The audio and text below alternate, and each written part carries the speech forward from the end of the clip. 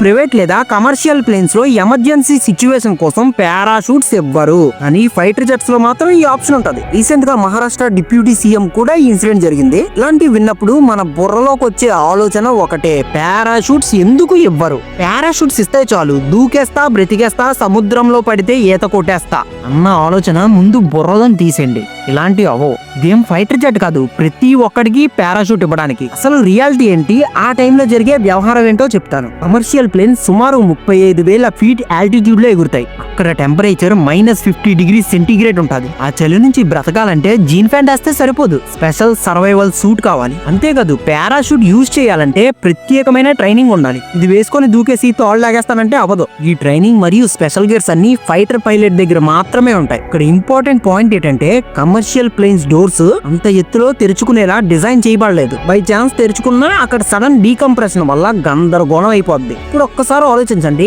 150 నుంచి 200 మంది untrained passengers భయంతో పానిక్ లో 35,000 ఫీట్ ఎత్తు నుంచి మీరు చెప్పినట్టు పారాషూట్ వేసుకొని గెంతితే బ్రతికే అవకాశాలు ఎంత ఉన్నాయి? చాలా అంటే చాలా తక్కువ. పైగా ప్రతి పాసెంజర్ కోసం పారాషూట్ పెట్టాలంటే extra wait, extra fuel, extra cost.